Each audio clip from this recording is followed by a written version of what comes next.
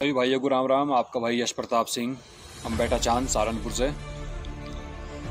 सबसे पहले राजपूत सम्राट पृथ्वीराज चौहान जी की जय, अमर रहें। इन्हीं के ऊपर आज थोड़ी बात करना चाहूँगा मैं। हो क्या रहा सबको ही पता, आज का दौर ही ऐसा चल रहा। सब अब इतिहास को अपने ढंग से बना रहे, अपने ढंग से बिगाड़ रहे। विकृत करने की जो एक कोशिश चल रही पूरे देश में, यह जो है निंदनीय है बहुत ज़्यादा। और हम तो इसका विरोध अब भी कर रहे हैं, आगे भी करेंगे और आखिरी सांस तक करेंगे विरोध इसका हम। जो आज ये चल रहा है, इससे फ़ायदा नहीं कुछ हो रहा। इससे खाली आपसी समाजों में द्वेष भावना हो रही और टकराव की स्थिति हो रही है आपस में। इसमें ये एक गंभीर विषय भी है और यह उन लोगों की दिमाग की सोच भी दिखाता है। इस षड्यंत्र के पीछे मात्र 4-5 लोग ही हैं हर एक समाज के, जो अपनी बिरादरी में, अपने समाज में एक नाम करने के लिए या राजनीति करने के लिए अपने समाज का इस्तेमाल कर रहे हैं। क्योंकि आज के टाइम में क्या हो रहा है, इतिहास पढ़ने का तो किसी को शौक है नहीं। सुनी सुनाई बातों को वे सुन लें, मान लें और बस उसी को आगे कहते हैं यो था बस इतिहास। मात्र इस चीज़ को लेकर काफ़ी समाज डेली सभी को पता कौन है कौन नहीं, मैं तो क्या नाम लूँ, सभी का टकराव हो रहा आपस में, चाहे सोशल मीडिया के द्वारा हो और चाहे कहीं ना कहीं वैसे भी हो। टकराव हो रहा, ये बहुत ही बुरी स्थिति है इस देश के लिए और इस समाज के लिए और अपने सनातन धर्म, सनातन परंपराओं के लिए। ठीक है, एक बात ये, पृथ्वीराज चौहान की जाति के ऊपर जो विवाद है, पृथ्वीराज चौहान सबसे पहली बात किसी भी जाति से बिलोंग नहीं करते थे, वो क्षत्रिय वर्ण से बिलोंग करते थे। पिछली वीडियो में बताया था, अभी दोबारा बता रहा, वर्णों के अंदर जातियां नहीं होती, वर्ण मात्र वर्ण है। और आज जो क्षत्रिय वर्ण है, जो शुद्ध रक्त राजपूत हैं, राजपूत कोई जाति नहीं है, पहले ही बताया था, एक पद है। मानना हो मानो, नहीं मानना ना मानो, लेकिन हमारे से इस बारे में कोई बहस ना करो, कोई टीका टिप्पणी ना करो। ये बात साफ कहना चाह रहे हैं हम। क्षत्रिय मात्र आज के समय में मात्र राजपूत हैं। राजपूत एक टाइटल है, पहले बताया था, जैसे ठाकुर, राणा, कुंवर, बन्ना आदि, इस प्रकार का टाइटल है राजपूत, जो कि क्षत्रिय वर्ण का है, जो पहले क्षत्रिय राजवंशों के लिए प्रयोग होता था और बाद में धीरे धीरे हर राजपूत ने, क्योंकि सम्मानित शब्द था, सबने इसे कालांतर में जाति के रूप में इस शब्द को हमने किया, जो आज राजपूत शब्द है।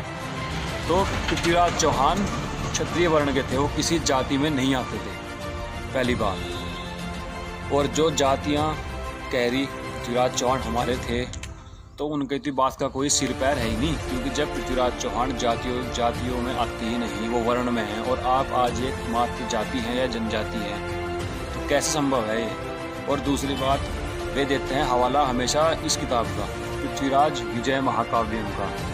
ये किताब लिखी थी श्री जयानक जी ने, जो पृथ्वीराज चौहान जी के समय में उन्हीं के दरबार में दरबारी थे। उनका जो लिखा पढ़िया काम था वो क्या करते थे इस रूप में। इस पूरी बुक में मैं चैलेंज दे रहा सबके आगे, कहीं से कहीं तक भी किसी भी जाति विशेष का, अन्य जो लोग कह रहे उनके अनुसार कि इसमें कोई भी बात कहीं से कहीं तक नहीं लिखी, ना ही इसमें ना ही पृथ्वीराज रासों में है। मेरे पास पृथ्वीराज रासों भी है और ये तो है ही मेरे पास।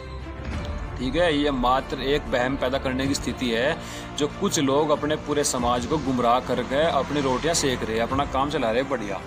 ये मात्र एक उनका षड्यंत्र है। मैं तो सभी समाज से कहना चाहूँगा, जिसे भी इस चीज़ के ऊपर कुछ बात हो, कुछ भी विवाद हो, किसी तरह पूछो ना, किसी तरह बहस ना करो, किसी की बात ना मानो। अपना बुक लेकर आओ या पढ़ो, जिसमें हिंदी ट्रांसलेट हो, उसे पढ़ो, उसके बाद फैसला करो। मानो किसी की बात ना, मैं बता रहा मेरी बात भी ना मानो। अपना मैं दे रहा आपको एड्रेस, राजस्थानी ग्रंथागार जोधपुर से।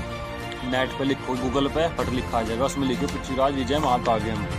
मात्र 400 रुपये की ये किताब है और अपने घर में मंगाओ किताब को, सर पढ़ो, फिर मुझे बताना इसमें क्या लिखा क्या नहीं। ये सारी किताब ये इतिहास के रूप में नहीं है तो इतिहास ही, इसे लिखने का तरीका है काव्य रूप में। एक बार पढ़ोगे समझ नहीं आने की, दिमाग से पढ़ोगे, कंटिन्यू पढ़ोगे लयबद्ध तरीके से, तो आपको पता चलेगा इसमें क्या है क्या नहीं है। ठीक है, इसलिए किसी की बातों में ना आके टकराव की स्थिति मत लेकर आओ। ये मात्र बात पृथ्वीराज चौहान की नहीं, ऐसे ही सुहेल देव बैस का है, ऐसे ही दुर्गादास राठौर जी का है, ऐसे कई हमारे योद्धा हैं समाज के क्या पूरे देश के योद्धा हैं, जो सनातन धर्म रक्षक थे उन्हें जातियों में ना बांटो, जो भी थे उन्हें रहने दो, ठीक है, और आपसी टकराव की स्थिति ना पैदा करो। अभी तो हमें बात लग रही है छोटी सी, लेकिन जिस तरह से जिस स्पीड से वे लोग अपने इस षड्यंत्र में धीरे धीरे आगे बढ़ रहे हैं, मुझे ऐसा लग रहा कि आगे आपसी टकराव की स्थिति आएगी, जो किसी के लिए सही नहीं है, क्योंकि कम कोई सा नहीं है, ठीक है। और सबसे बड़ी बात, ये बात उन लोगों को भी पता है जो इस चीज़ का दावा करते हैं कि पृथ्वीराज चौहान क्या थे, लेकिन समस्या यो है वे वो सच को स्वीकार नहीं कर पा रहे हैं, क्योंकि उन्होंने झूठ की हद इतनी ज़्यादा कर दी, इतना ज़्यादा झूठ फैला दिया अपने समाज में कि अब वो स्वीकार करने लायक नहीं रहे। किस मुंह से करेंगे स्वीकार वे लोग। तो मैं तो सभी समाजों से ये भी कहना चाह रहा कि उन लोगों को छोड़ो, खुद देखो, खुद किताब मंगाओ, खुद पढ़ो और खुद इस बात का तय करो भाई कौन कैसा है, ठीक है नहीं। और जब आप लोगों को सच पता चल जाए तो अपने उन लोगों को जो भड़काने का काम कर रहे, जो सभी को उकसाने का काम कर रहे, गलत इतिहास बता के उन्हें समाज से बाहर निकाल लो, उनका हुक्का पानी गिरो।